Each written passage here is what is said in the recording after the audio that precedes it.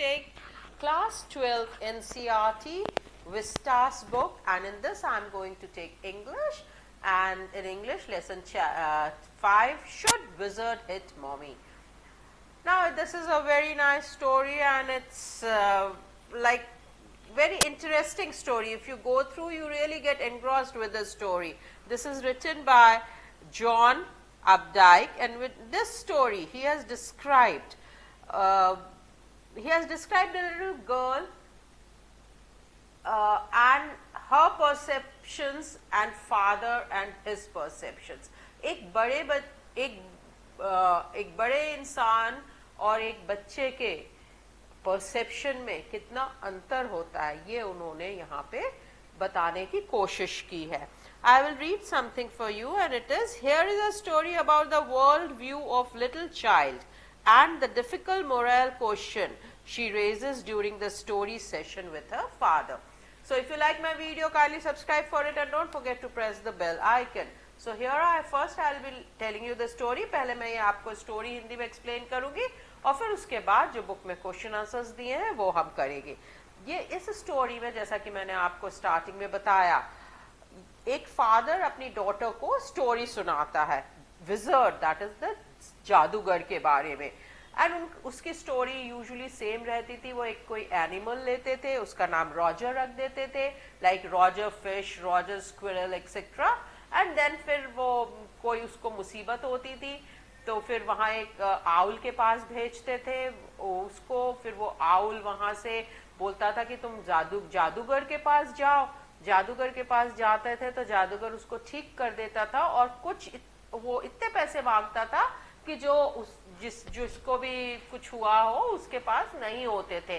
फिर जादूगर उसको बताता था कि तुम ऐसा करो तो तुम्हारे पास पैसे आ जाएंगे, फिर तुम वो पैसे मुझे लाके दे देना.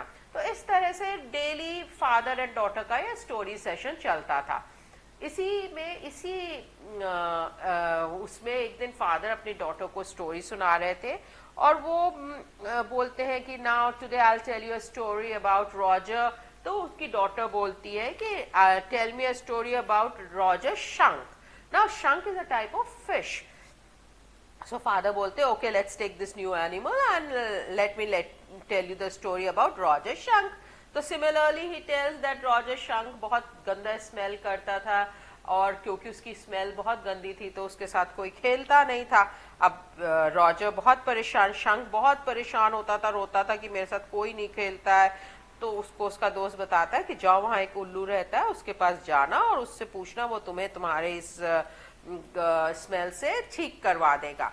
शंक उस उल्लू के पास जाता है. उल्लू बोलता है कि मैं तो नहीं, तुम उस विजर्ड के पास जाओ, उस जादूगर के पास जाओ. तो जब ये रॉजर शंक जादूगर के पास जाता है तो रॉजर शंक को वो एक स्टिक से हिट करता है, और फिर वो उसकी स्मेल उससे पूछता है कि तुम कैसा स्मेल करना चाहते हो. तो रॉजर शंक बोलता है मैं रोजेस के टाइप स्मेल करना चाहता हूँ. तो बोलता है okay, it will be done. तो उसके पास से बहुत अच्छी गुलाबों की खुशबू आने लगती है. वो बहुत खुश होकर अपनी मामा के पास जाता है कि देखो देखो मामा, मैं कितना अच्छा स्मेल कर रहा हूँ. तो उसकी मामा बोलती है तुमको किसने किया. उसकी मम्मी बहुत नाराज होती है, और फिर वो उसको वहां लेके जाती है फिर से विजर्ड के पास, जादूगर के पास, और बोलती है इसको वापस वैसा ही करो जैसा ये था. तो जादूगर ही says okay, and then he hits the shunk again and he starts smelling bad again, and सब उसके दोस्त फिर उससे दूर दूर भागने लगते हैं. जब ये कहानी फादर सुनाता होता है डॉटर को, तो डॉटर को बहुत गुस्सा आती है कि उसकी मम्मी कितनी खराब है, देखो उसने फिर से उसको गंदी स्मेल दे दी. तो फादर बोलते हैं नहीं, मदर्स नो, पेरेंट्स को ये पता होता है कि बच्चों के लिए क्या अच्छा है क्या खराब है, and they should obey the parents. But बच्ची बहुत मचलने लगती, बोले नहीं नहीं, अब इसकी मम्मी को, शंक की मम्मी को विजर्ड के पास ले जाओ ताकि वो इसको भी फिर मार सके. पर जो बोलता now it's time and you should go to sleep, और उसके फादर अपनी डॉटर जो को सुला देते हैं. अब इस स्टोरी में एक्चुअली ये बताना चाहा है कि रॉजर भी जो फादर होता है वो हमेशा ये मानते हैं कि जो पेरेंट्स है वो सही बोलते हैं, और पेरेंट्स जो है वो यूजुअली बच्चों के लिए जो करते हैं वो सही करते हैं. बट उसकी डॉटर इस बात को नहीं मानती, क्योंकि उसको लगता है कि जो बच्चा अच्छा स्मेल कर रहा है तो मदर क्यों कहेंगी कि ये गंदा स्मेल करे। नाउ फॉर एवरीबडीज इंफॉर्मेशन, एक शंक एक टाइप का फिश होता है, fish usually smells that way only, which people find bad. So Roger जो फादर होता है वो भी इस बात को मानता है कि हाँ पेरेंट्स बात को सही कहते हैं। Now there are two perception. Father का ये कहना है कि पेरेंट्स जो भी बच्चों के लिए करते हैं वो सही करते हैं, जबकि बच्ची मचल रही है कि नहीं नहीं उसको अच्छा स्मेल करना चाहिए और उसकी मम्मी को इस बात के लिए सजा मिलनी चाहिए कि उसने बच्चे को फिर गंदी स्मेल में क्यों करवा लिया। सो इस तरह से दो व्यूज इस स्टोरी में चले हैं, एक बच्चे का और एक बड़े इंसान का। Now let's do some question and answers. So here we come with the first question, that what is the moral or issue that the story raises.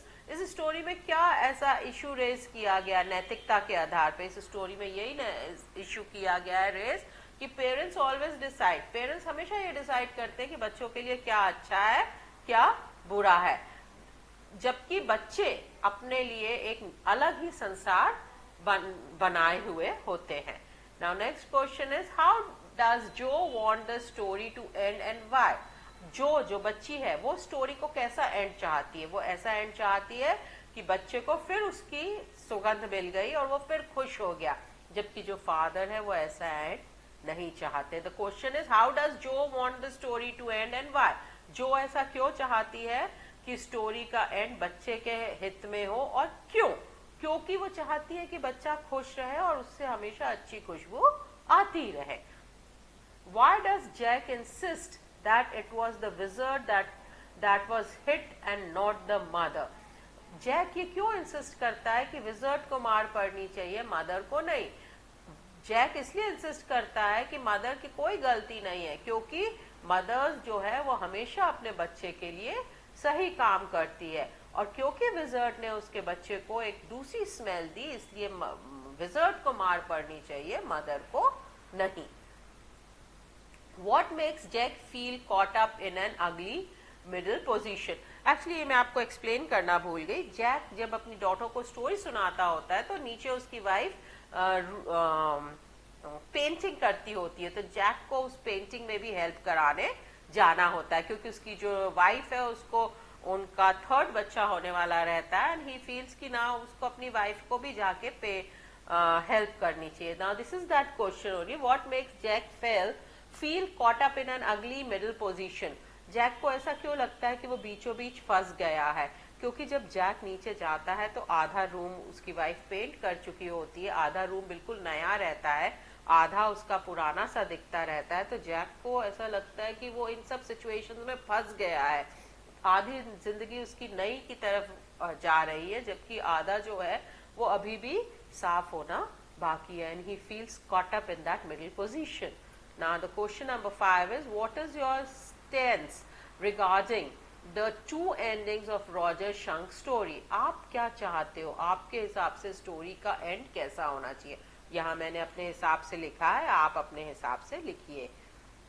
Why is an adult's perception of life is different from that of child? जो adult है उनका perception, उनका विचार, उनका सोचने का तरीका एक बच्चे से क्यों अलग रहता है?